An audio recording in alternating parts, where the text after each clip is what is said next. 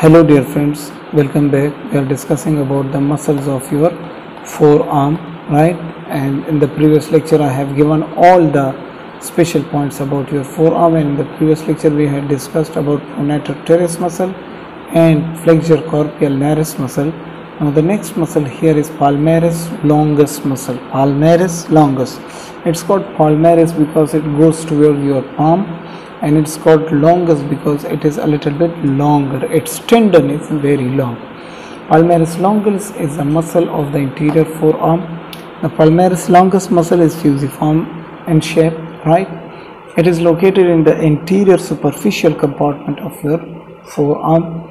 Where it arises, it gets its origin from the medial condyle epicondyle of the humerus. You can see here medial epicondyle of your humerus, and it inserts into the flexure retiniculum, the palmar epineurosis, which is called flexure retiniculum. Here you can see this is flexure.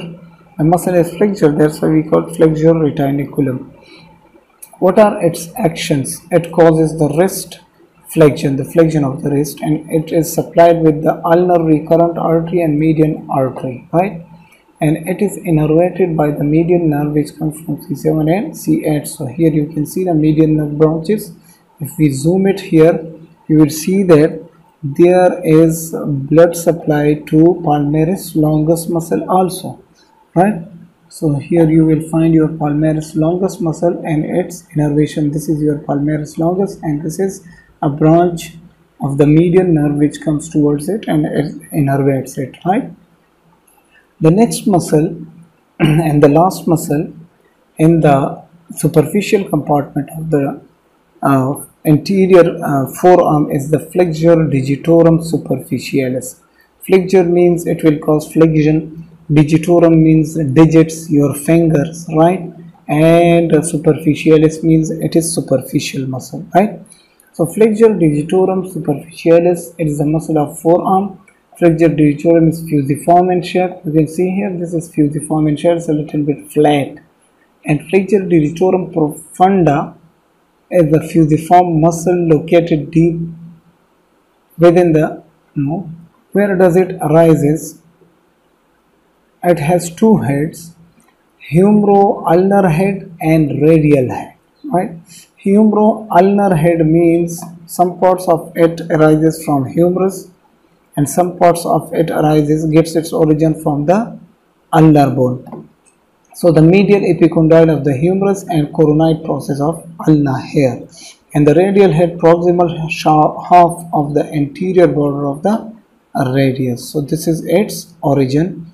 And what is its insertion? It inserts into the sides of the middle phalanges of digits 2 to 5. Middle phalanges of digit 2 to 5, 1, 2, 3, 4 and 5. This is digit number 2, right? Its action of metacarpophalangeal and proximal interphalangeal joints 2 to 5, it causes the flexion of fingers, 2 to 5 fingers. Whenever this muscle will contract, it will pull your fingers, right? So it will cause the flexion of your fingers. And what is its blood supply? It is supplied with ulnar artery, radial artery, median artery, right? Okay. And what is its innervation? It is innervated by median nerve which comes from C8 and T1. So here is its innervation, right?